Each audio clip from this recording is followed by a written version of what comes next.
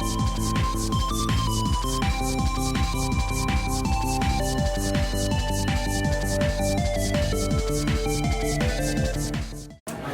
what's up YouTube? I'm with Stewart. We're going to be taking a look at his Sylvan deck, and we're just do the deck profile right now. Alright, sure. So let's start off with the monsters. Play 2 Lone Fire, Spore, Bullet Bulb, 1 Cherub Sprout, 1 Princess Sprout, 1 Peacekeeper, 2 Martial Leaf, 3 Konoshumo, 3 Sage Koya, 3 Hermit Tree,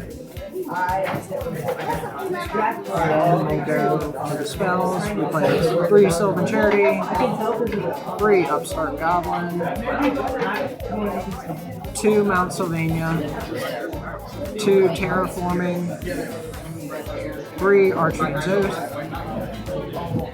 1 Soul Charge, 3 Miracle Fertilizer, then I play 5 Traps, 3 Vanities Emptiness, and 2 Call the Hunt. Okay, let's take a look at your extra deck. Sure, extra deck. I play 1 Armory Arm, 1 Black Rose Dragon, and I play 4 Level 8 Synchros, 1 Stardust Spark, 1 Stardust, 1 Scrap, and 1 Crimson Blader. I play Leo, 1 Star Eater, Mechlith Engineer. I play 2 rank 7s, Draco and Aurea. And I play 4 rank 8s, 2 Felgrand and 2 Alcid. Okay. You want to show your side deck?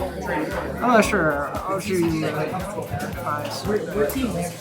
course, side deck is always by format and where you play, but this is what you play today, right? Yeah, this is what I play today. 3 Flying Sea, 2 Typhoon, 2 Diffusion, 2 Shadow Mirror, 2 Light Mirror, 2 Rivalry of Warlords, and I played this by, I don't know, 2 Full House. I mean, I never sided it. 2 Full House. Alright, so I think one of the big questions people have is I played 3 Archfiend's Oath. I didn't play any Curry Bandit. I think the card is a better card than Curry Bandit for the deck because it allows you to excavate without using a normal summon and to help break vanities and things of that nature. Also, it allows for power plays if you have a Sprout on top of your deck and a Sage in hand. But the main reason that I found it is really good is that you will, a lot of times you'll terraforming to get your mount, and then you'll put Charity on top with the mount. And then you'll play Upstart to get the Charity right now and make a Charity play to go off. But with Archfiend's Oath, you can still call Charity and you only pay 500 life points, but you'll still have the Oath coming back to future terms. And this is an extra excavation from the deck. Also, if you use Aurea and stack the deck, you can search out any card like a Vanities, put it on top, then just call it and grab it. Also, Hermit Tree, it's very similar, and you can just grab any card from the top of your deck. Like, it's an amazing card, and it pays huge dividends if it stays on the field. The only downfall is if you don't get a Terraforming or any sort of combo card like a Charity, and you're blind calling, sometimes you can get lucky and pull out of it, like hit a tree, hit a Sage, or hit like a Cherub Sprout or a Peacekeeper, but it's definitely best used in combinations of an already excavated play or the Mountain. The Mountain's like the best card in the deck because it starts everything. So I decided to play 2 Terraforming and 2 Mountain, which a lot of people don't know why. The truth is you want to get to the first one like really fast. Sometimes you draw it or get to Charity. There's something to combos, and a Mountain is a way to search for Charity or to stack your deck. It works well with Fur, Tree in hand, starts an amazing amount of combos. But I played 2 Terraforming just to help deck thin this card. It's like a glorified Upstart Goblin. But some people wonder, like with only 2 targets, if you ever like Terraformings and then you just draw bad. But if you get to a Mount, you're gonna get to a Charity. So if you stack a Charity, like let's say a Terraforming, and I actually have all 3 and I Charity, I can like stack both mounts back in and then Terraforming out the mount, and it'll shuffle the deck. So I'll see new cards, and I use 2 Terraformings, got a mount. and kept the non in the deck. So it's not as inconsistent. I actually strongly debate playing the pro terraforming. I just don't know how to play it. I would, if this deck was currently 39 cards, I'd be playing a pro terraforming. Let's see. One other thing a lot of guys, that's not as conventional as other builds, is I play every single one of the special summon guys. At first it was just so, because these guys are all once per turn and I could activate them all in turn, but they're all really effective and break different situations. Sprout's a lot better than it was now that Ouroboros come back, so he's always access to a tuner or a princess Sprout. And Peacekeeper, getting a lone fire, putting more damage on the board, or even bringing about your Princess Sprout. It's actually funny because they're all so interchangeable in the plays they can make. Like you can like if you need to see a glow up bulb from your deck, you could, and you have like a Spore, but you need the extra bring back, like 2 level 1 tuners because of Sages in hand or something. You can Peas, bring back Sprout, activate its effect, put the Cherub back on top, and then activate the Cherub to get the last tuner. So it just creates, playing one of each creates so many more special summoning combos. The only downfall is drawing them in your hand's not very good unless you have Charity, then they're amazing. Yeah, but if you don't have Charity and you're just stuck with these and no mounts, that's one of the downfalls of the deck, is not getting to a combo setup card like a Mountain or a Charity. What did I play? What about the 2 Leafs and the 3 Shumos? Oh yeah, so I played a big ammo package. Leafs are really good normal summon because it excavates in your main phase, excavates 2. Like you can excavate Princess Sprout and Sage, get back Charity, make an Engineer, hold on, and then you'll have combos in the future. And the Shrumos are good because you can excavate 5, but it's got a big defense. So if you have the Vanities in a Shrumo set, most decks can't get through unless they break the Vanities. And then when you break the Vanities yourself, you should be going off on a combo. But I mean, I don't even set these guys a lot, like, because with the Archfiend's Oath, like, I make so many more big summon combos than I normally would.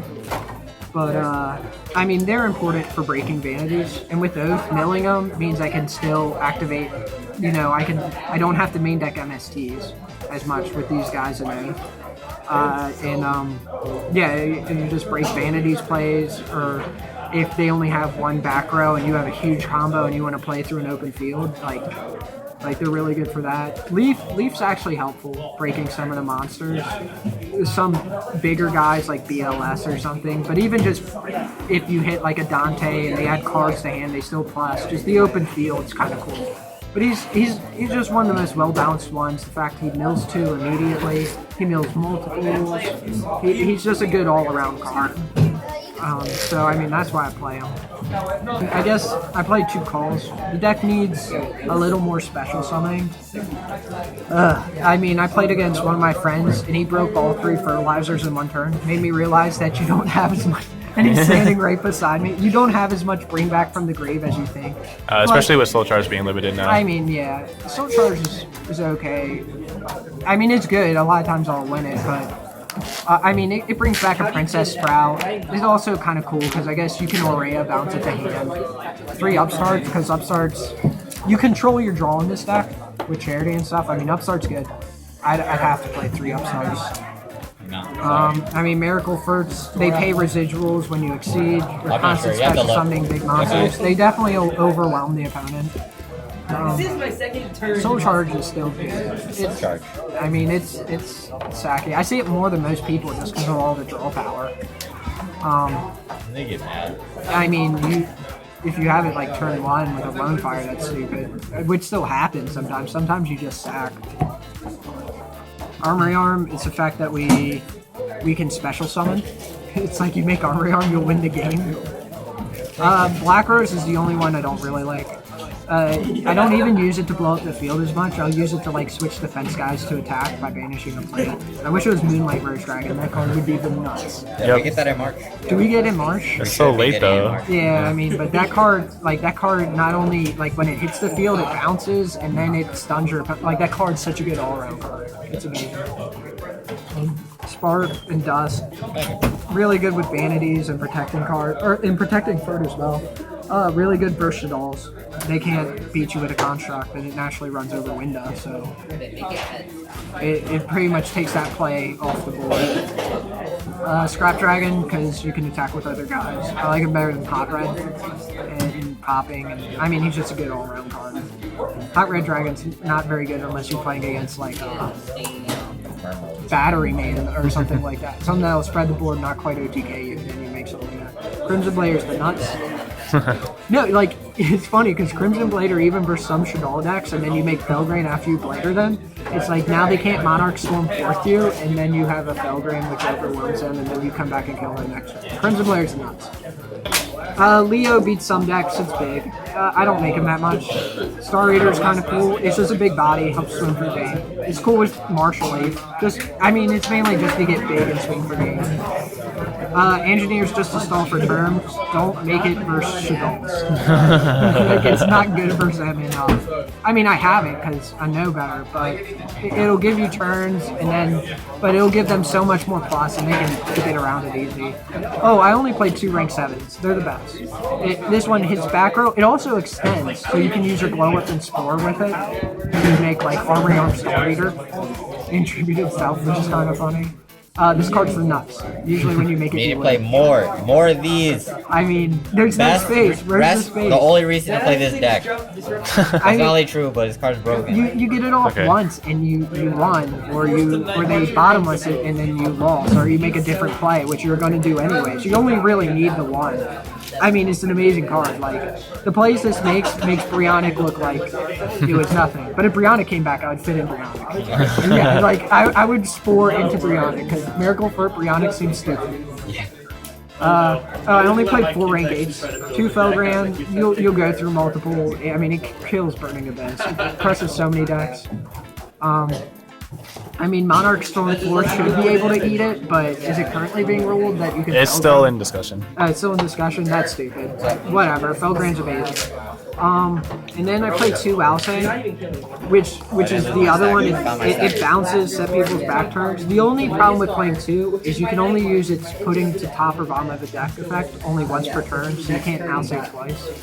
I would play the Jester 2 or another one, but I don't know. For now, I'll just play 2.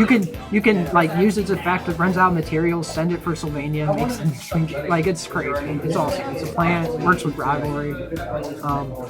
Big defense. Like, pretty much you can't run over it with most of the meta.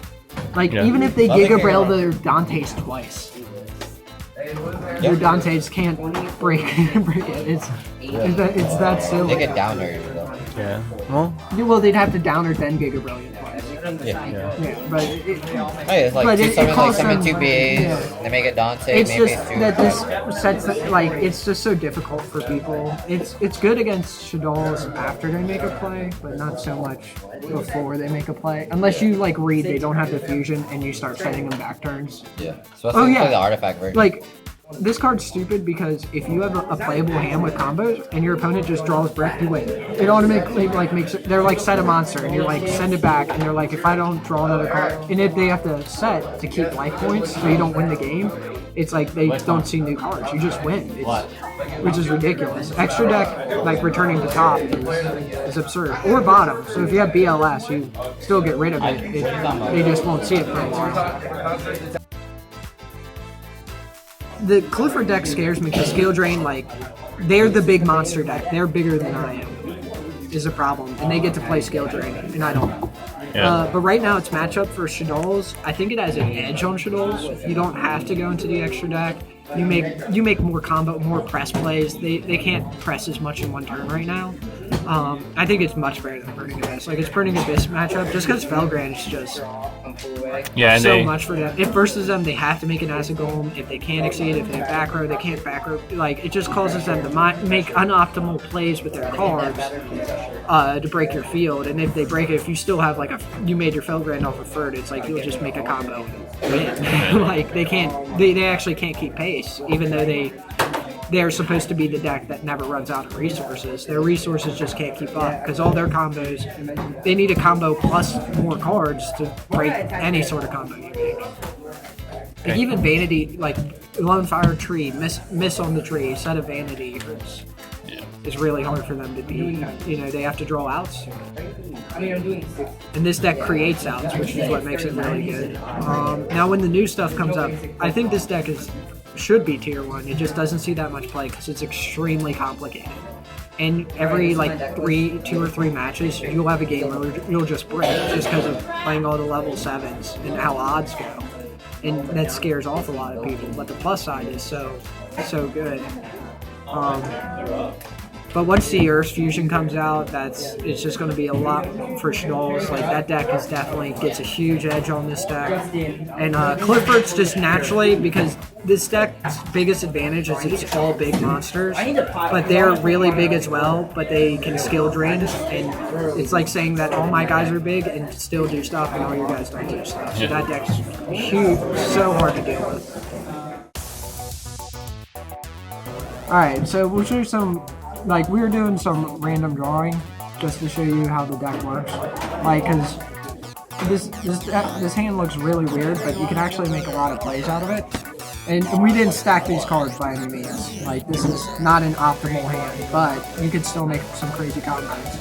So we're doing a starting 5, so you terraforming, get the mount. By the way, the mount is so important. If you can find a way to fit that third terraforming in, let me know. But I don't want to play more than 2 mounts, just because its stacking effect can only be done once per turn, so even if you play a mount over the other mount, you still can't use it again, which shows that like you really only need one, but getting to it so So then you go here, hits this 4, so you keep this 4 engraved. You stack a charity. So you stack the charity, you'll go Archfiend's Oath, call the charity, so you get the charity to him, and do draw 3. Pick your hand, that's your field.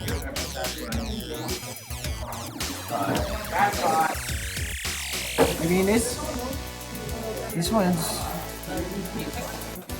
I mean, you could do some crazy things, I guess. You go Peas, summon, go glow up, Peas.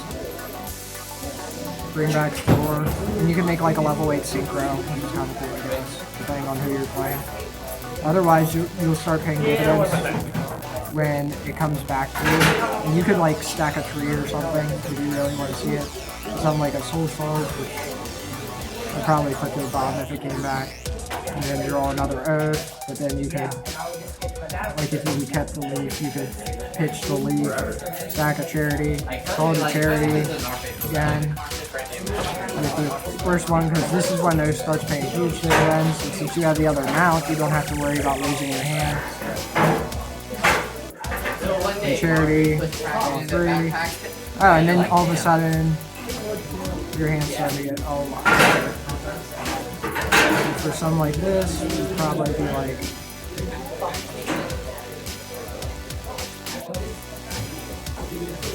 since you're already used to that, it's like tree mount, and then the tree on top. Call a tree, then the tree will activate. You don't call tree. Call something. Oh yeah, you call it not tree, which is what I was calling all day. And then you'll do stuff like stack the upside like that. Then you can actually start using your bird to get the tree, send the lone fire, draw a card. To activate your other terraforming, but then the deck's more around. I mean, it's just like the more the deck keeps rolling, the more you keep.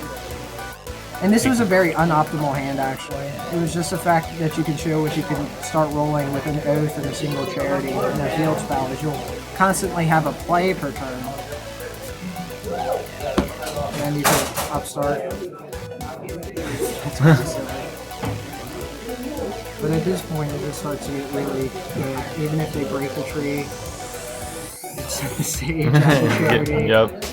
Like, the deck just starts rolling. Once you get one thing going, and you keep all these continuous spells, you start paying dividends. And then you add that, you draw a card, and that's just really good. Charity.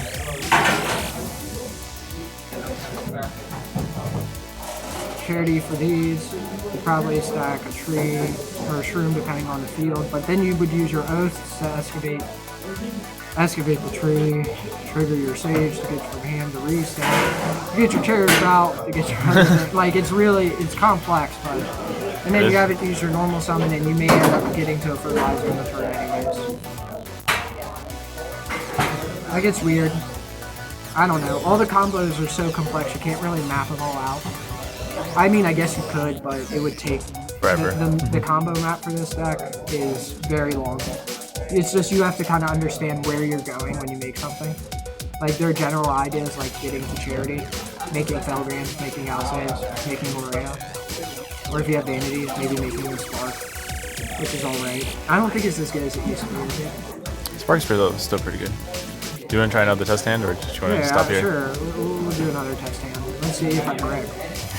Which is embarrassing, but my one brick, like, Surcharge, Spore, use Tree, and Charity, and that makes up for everything. Try reversing the cards. Seems really good. I think that would actually be kind of nice. And put that back. And those two on top, the tree of course. And you go like these. You summon peas? Yeah, just dude, watch this. Send the tree, chain, sage. Tree. Back tree. And then you go sage, send tree. Another sage. Back another. Another three. Hit Lone Fire off the sage, and then you Soul Charge win the game. Well, you can't. Your field's full. Make Aurea for something. Yeah, make Aurea, then Soul Charge. Oh yeah, make Aurea. I mean, detach the three. Yeah, you bounce have so much speed. plays. Like, it's just like, I mean, I don't know. You kind of won the game because you're going to have a ridiculous board. I hope so. I mean, Regeki is kind of savage, but you have a Spore, you may have found a way to make Stardust. He has the combo Book Raigeki. He's like, yeah, Book Raigeki. Yeah, GG. Yeah, Book Raigeki Shadal Fusion. That's like, of course your opponent has everything. Any other comments? Curry Bandit's not as good as people think. Like, it's a good card. I just don't like it because you have to wait for your plays. Yeah, and it leaves you wide open. Yeah, I mean, yeah, it's like I used to think going Charity and then Curry Bandit was so cool, but it's like I'd rather go like Charity and Oath. Like, it's so much better because then, like, if I have Sage in hand and Sprouts, like I can make a field right now. It's like I can add a card back from the Charities to start plussing. It's just so amazing. Or I could mill the Sage with it if I stack a Sage and get a Charity for next turn. It just allows you to do so much. But it's definitely not conventional right now. I know when Soul Charge came out, we were just throwing like haymaker plays. So we kind of leaned away from it, just anything to make Soul Charge a better play. But now that Soul Charge is down to 1, I think we're all Sylvan players are gonna be looking at Archfiend a lot more because of how much it opens up the deck. And that's pretty much it. Okay, cool. Sylvans Thanks. are good.